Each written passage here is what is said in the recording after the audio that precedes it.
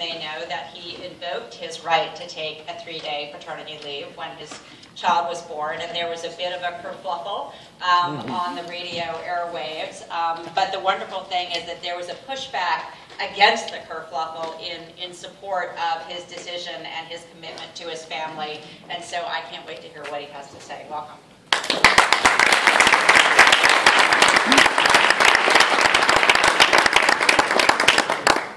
Thank you for having me. You have got me right now on a red eye from San Francisco. Working on no sleep. And we played about 20 straight, so this is the look. It's unshaved. If you hear tears, they might not be my son's, they might be mine. I am honored and humbled to be here. I want to thank Molly Dillon, who so graciously helped us via email to prepare for this.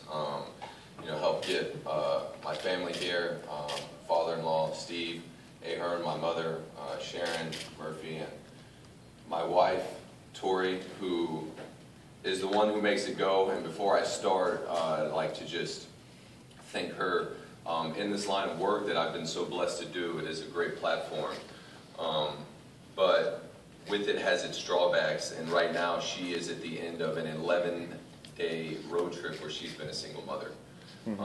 And that is something I think that gets a little bit left out in the cold. We are so richly blessed, not only financially, but to do things such as this. The New York media market affords us an opportunity to speak on occasions like this and for things we believe in. But she unfortunately ends up being a single mother. And then we have the man Prince Noah. He is here in the house. Before he was a day old, had stolen my thunder. I haven't told my mom and joked with him a little bit, but I never got my parents into the White House, and he's done it at 9 weeks. So,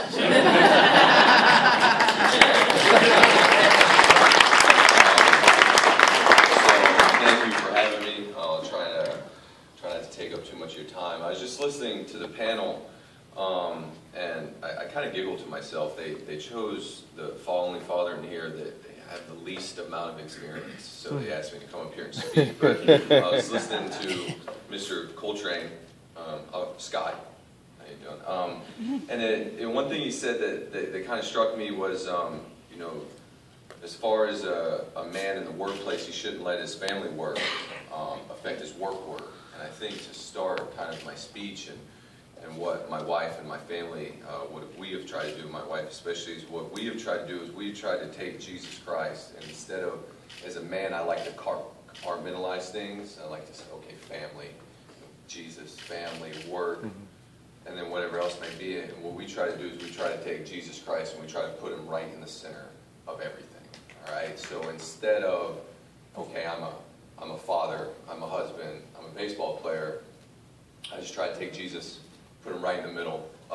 I fail miserably a lot of times at it, but it is something that has helped us both as we go forward.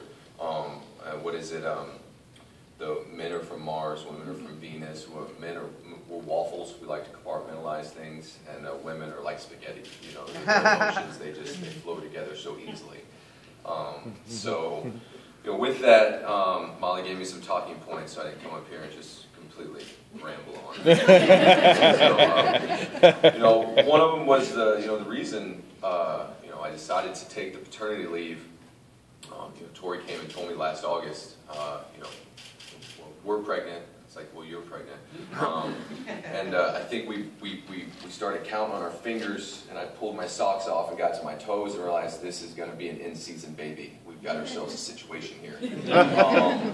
And as we started to discuss not only the when, but kind of the where, this led to a great deal of prayer. With this profession I'm in, our first doctor's appointment was in New York City. Our second one, I think, was in Jacksonville, and then she delivered at her mom's hospital, Palms West and West Palm Beach. Her mom's an OB nurse. That's like cheating on the test. It's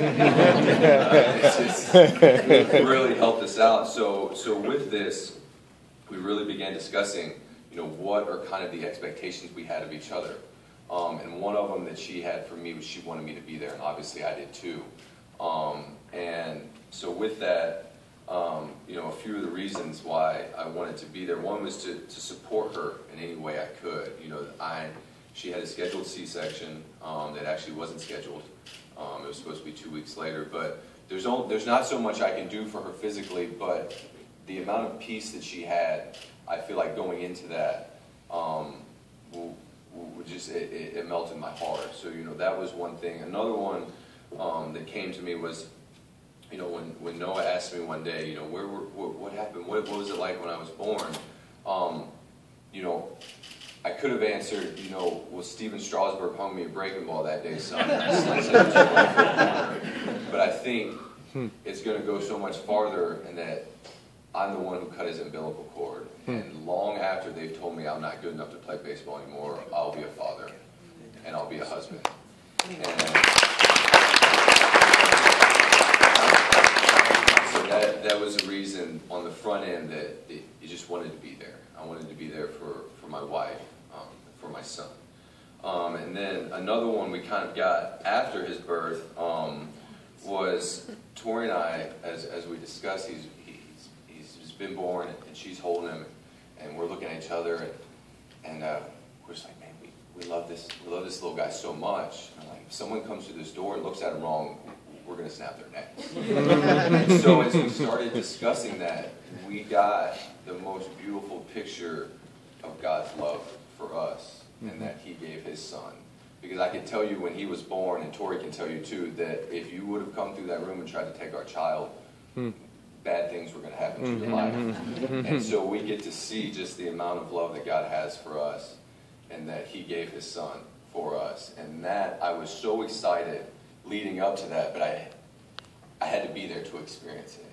And so that is just a couple reasons why I felt that paternity leave was the right decision for our family, which, as I've said in interviews before, that's the awesome experience you have as a parent. You get to discuss that with your spouse. What is right for your family? And we felt that this was going to be right for our family at the time. And as I think was discussed earlier, I'm in a union. It's a monster. Our union is really powerful. Major League Baseball Players Association is an absolute monster. And we actually have paid paternity leave for 3 days. I think this is, I've been through 2 collective bargaining agreements I think just is 2, and this is something that's never come up. This is something I think the Major League Baseball and our Players Association are on the same page with. The paternity leave, just from our bargaining agreement, shall run concurrently with any leave available under the Family and Medical Leave Act. And my understanding is we get 3 days paid leave. I took 2 of them this year. One of them was the day off, so I took 2 days of my paternity leave this year that was afforded me. The support I got from my teammates and coaches was just unbelievable. Our manager Terry Collins came out after kind of the hoopla had come from our decision as a family, and he really stuck behind me. Told the media I played 161 ball games the year before. Was a guy that came to work and played hard every day, and just to get that support from him, from our owner Jeff Wilpon, who texted us wishing us congratulations.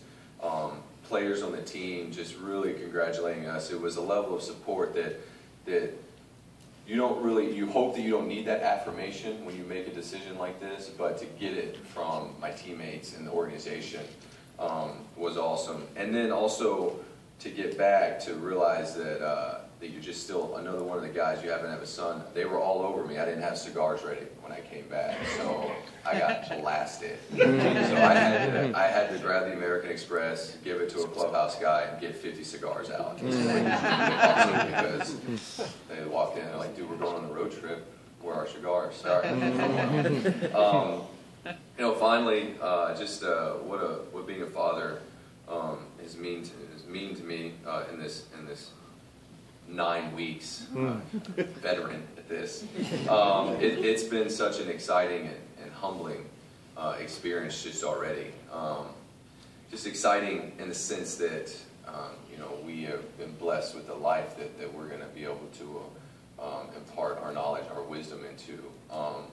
Humbling because I love him, but it's shown me how much I love me. And I know that Jesus he's gonna start stripping me of that. He's gonna start stripping me of that selfishness. Because I love him, but he starts screaming in my face at 3 o'clock in the morning, like, come on, little man. So,